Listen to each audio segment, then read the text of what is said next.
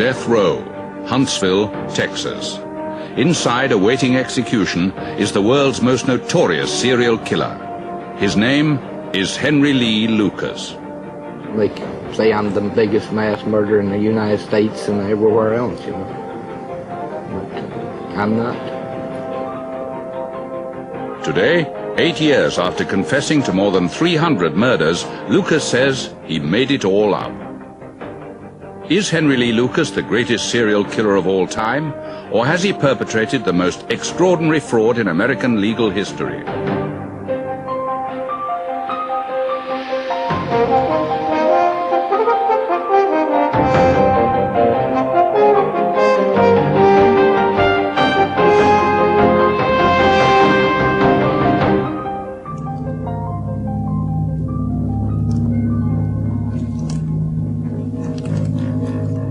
I took her panties and her bra off, and I had sexual intercourse.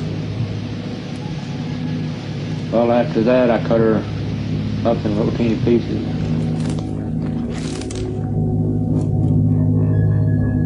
In 1983, a penniless drifter named Henry Lee Lucas was arrested in Stoneburg, Texas, on suspicion of murdering an 80-year-old widow. What Lucas had to say shocked investigators. Not only did he confess to the murder of the old woman, he also claimed he'd killed 60 other people. It was the beginning of a confession spree that would make Lucas the most notorious killer in America. It's like being a movie star. You're just playing the part, you know. You don't think of it, you just play it. Make out that you're the worst serial killer in the history of the United States. And that's what I did. I was at home one Saturday morning back in June of 1983. I had a call from the sheriff in Montague County. He called me and said, Jim, I've got an old boy in jail up here that you might want to talk to. He has confessed to killing 2 people close to here, and has also said that he's killed a lot of other people all over the country. Stunned by Lucas's dramatic revelations, Sheriff Botwell called in the Texas Rangers, one of America's oldest and proudest police forces. A special task force was formed to coordinate nationwide investigations into the killings. Texas Ranger Bob Prince was assigned to head the new force. We were absolutely deluged. The first day that we opened the task force doors, we had 70 telephone calls, long-distance telephone calls to return. And when we started returning them, we were receiving calls all the time, and we began booking interviews with agencies to come and interview Lucas. I walked across to the courthouse and I told the judge I'd committed these 60 murders, you know. And when I did, it seemed like the house fell in, because I never seen as many helicopters and reporters and cars and police cars and things that started to come in there. A videotaped confession by admitted killer Henry Lee Lucas. Henry Lee Lucas, who claims to have killed over 150 women, was brought into an area in an undisclosed location. Officers have confirmed his involvement in more than 200 murders in 26. We show him he cleared a murder of a white female in Norfolk, Virginia on the 9th of September. Lucas took phone calls from policemen all over the country. Find it on the map or not, I have to look. Under the stewardship of the Texas Rangers, he provided details of the hundreds of murders he claimed to have committed. Task force investigators began compiling a log which gave the locations of the murders being attributed to Lucas. Piece by piece, the task force built up a picture of Lucas's life on the road, roaming the interstates in search of a place to call home. For more than 8 years, Lucas drifted from town to town, going nowhere and achieving nothing. Except perhaps hundreds of murders. I gave him a number which I gave him a long time ago that it was 150 and nobody didn't believe it. And after I passed 150, people began to wonder. And I told them it's going to be way over 360.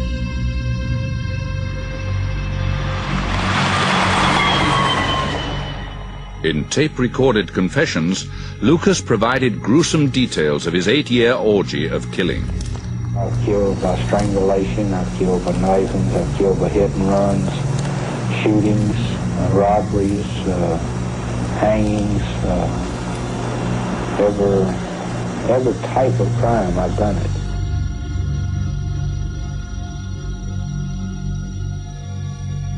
Every case I would go out on for them, you know, they would automatically pick up the telephone and call the news media, tell them that I'd solved 4 or 5 cases that day.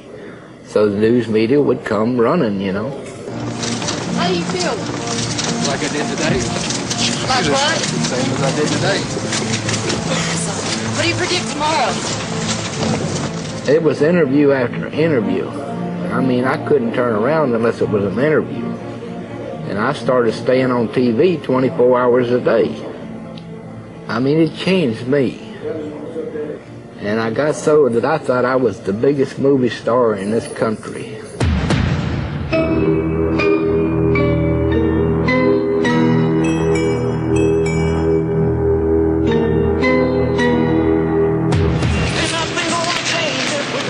Real nice smile you got there. Thank you. Goodbye. Bye. Lucas did become a movie star. The cult film, Henry, Portrait of a Serial Killer, was a fictionalized account of his life.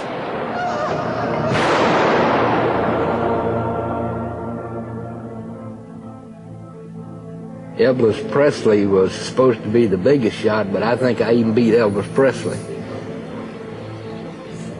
And I think I even beat, what's his name, Adolf Hitler? Seemed like I was going to beat him.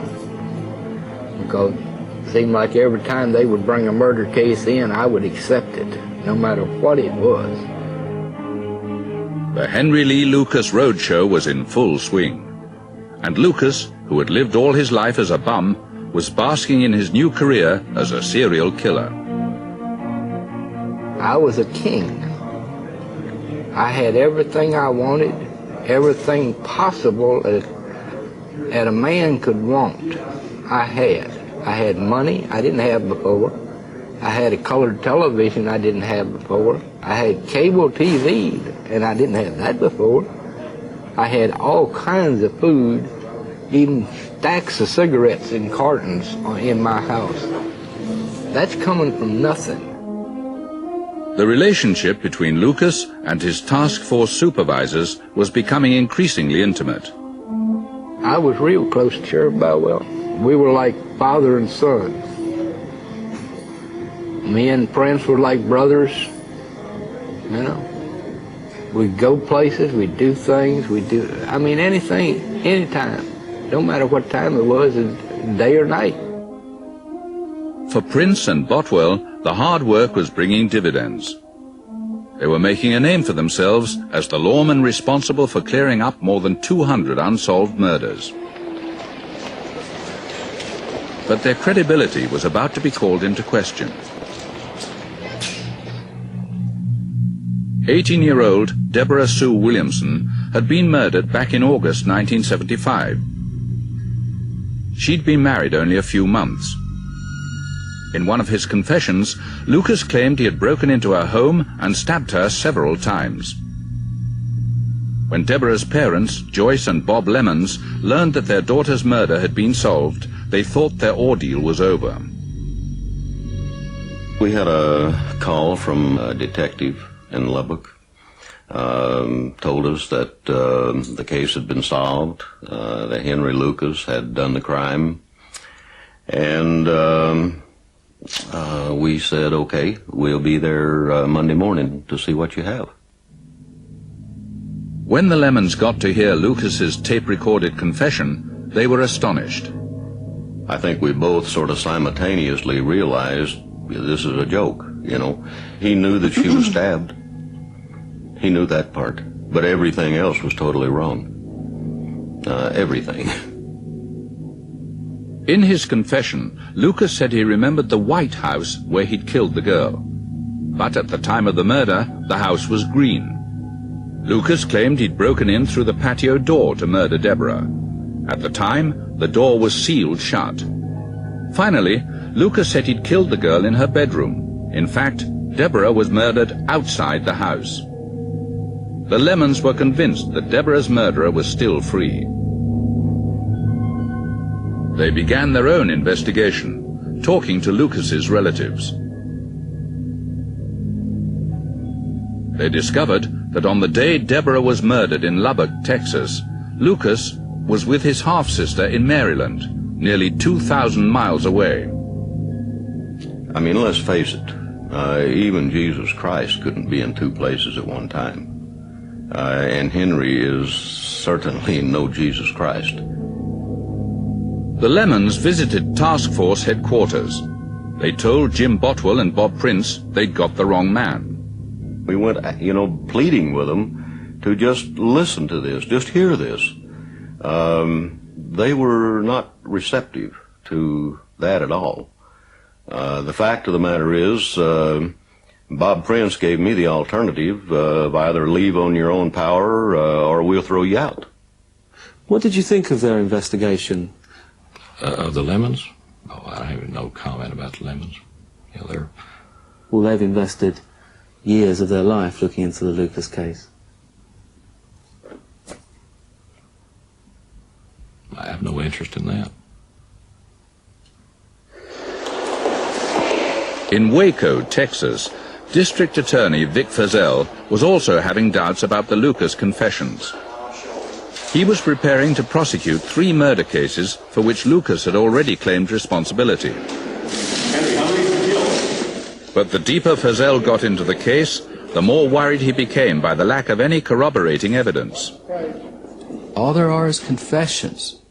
That means just Henry's word that he killed these people.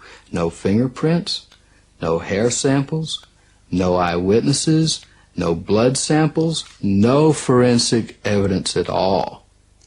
I don't know if in England you know who Freddy Krueger is, Nightmare on Elm Street. I'm telling you, Freddy Krueger couldn't have committed these murders without leaving some kind of clue.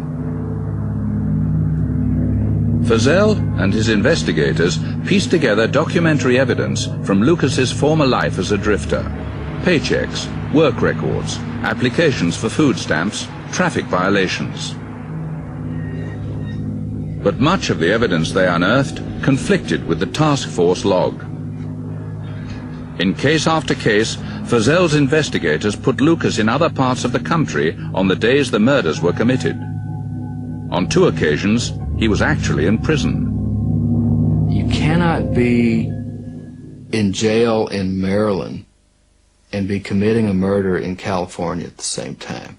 You cannot be getting a traffic ticket in Florida and committing a murder in Texas at the same time. When we started finding this information, suddenly in our office, we gave Henry the nickname of Rocket Man because he had to have had a rocket to get around the U.S. to commit these kinds of murders like he was doing. There was just no way that it was physically possible.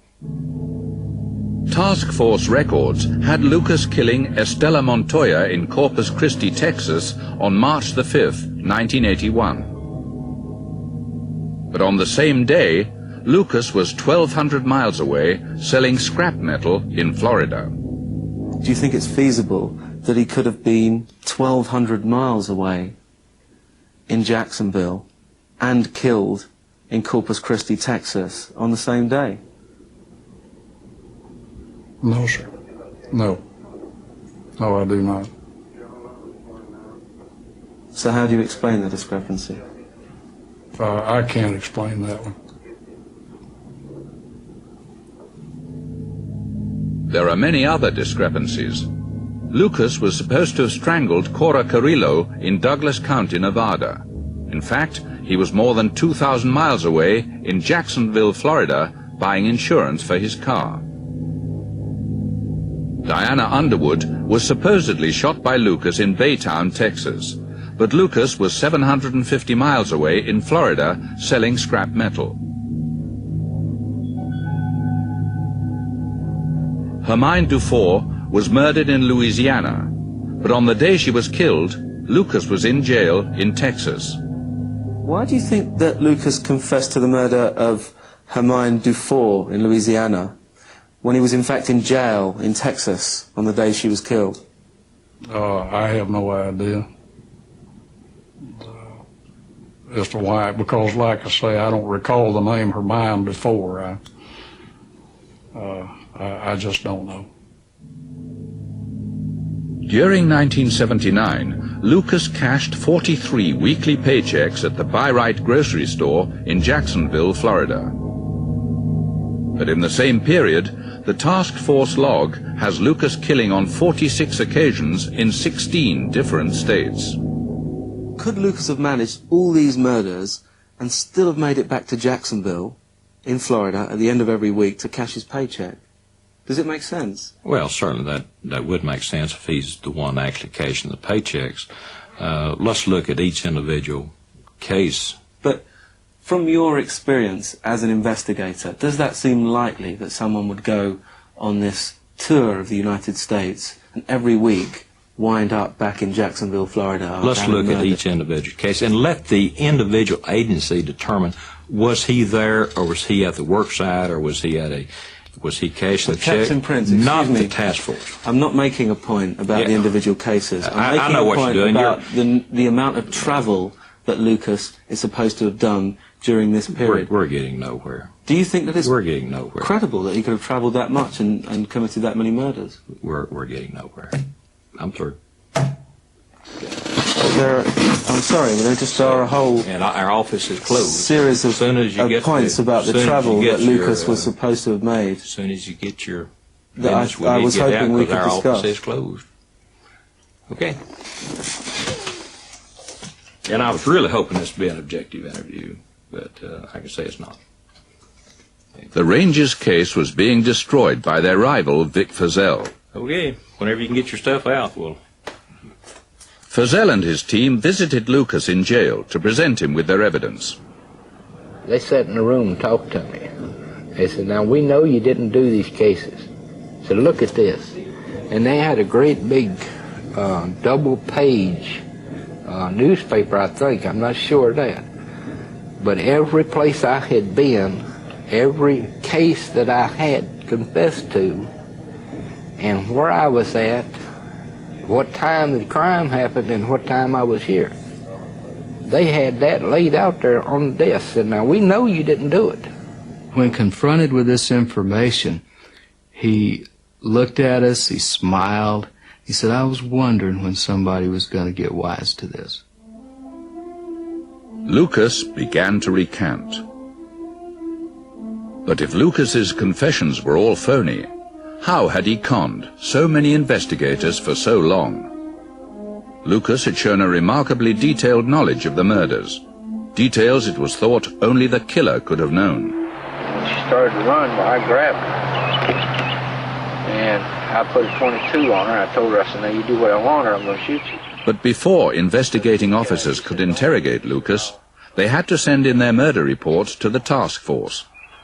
I believe the Rangers, in particular Prince and Boutwell, were purposefully tutoring and coaching Henry on what to say, letting him read these offense reports that contained all the facts. I didn't go to them and say, now look, I got a murder case down the road here. You know, let me tell you about it. It didn't happen that way. They would bring it to me and tell me about it. That's an outright lie. As I said earlier, the task force was set up to make him available to other officers. We did not feed him information.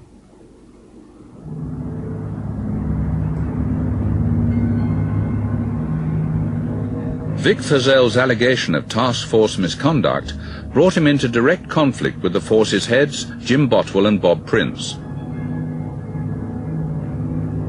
Only days after speaking out publicly, Feazell became the target of an FBI corruption investigation. He believes the Rangers were behind it. As a result of what I said about the task force, about Prince and Boutwell, they got together with their friends in the state police who had ties, strong ties with the FBI, and they started an investigation of me. My house was searched. I was accused of burglaries. I was accused of homicides. I was accused of bribery. I was accused of being a racketeer. I was investigated for everything.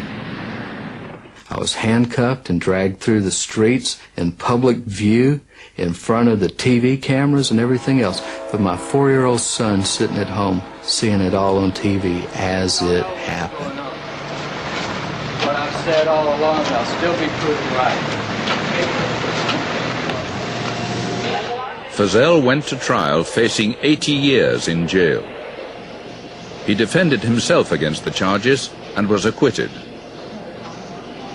He went on to sue the Dallas TV station, which had repeated the Ranger FBI allegations. In that case, the jury were convinced that the Rangers had set out to frame Vic Feazell. They awarded him $58 million, the largest libel payment in American history. All this happened because I spoke out against the Texas Rangers. I stepped on the wrong toes. They didn't like it. With Feazell's victory, the credibility of the task force was finally destroyed. But before he recanted his confessions, Lucas had been convicted on 10 counts of murder. He's on death row, awaiting his appeal. Vic Feazell is now his attorney. Henry just may be put to death still, in spite of the evidence, in spite of there being no physical evidence, no witnesses, nothing to tie Henry to these crimes except what came out of his own mouth, which was fed to him that he just regurgitated back out. Henry will probably be put to death for something he didn't do. If my appeal is denied, I won't stand a chance of staying alive. This is Texas. And whatever happens in Texas, no matter what it is, they're going to have their way. And I'm trying to fight a legend. You know that, don't you? The Texas Rangers is a legend. Without his confessions, there's no convincing evidence that Henry Lucas committed a single murder. If that's true, hundreds of killers are today walking free. And the legacy of Lucas's gigantic hoax is a trail of suffering. You lied to the police. You lied to the families. You've done nothing but lie. It ain't worth it.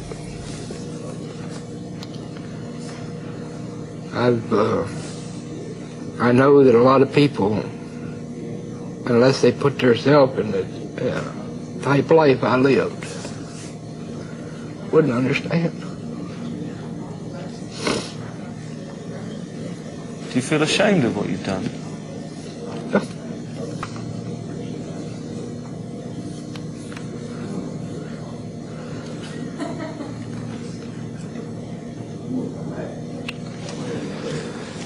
I do.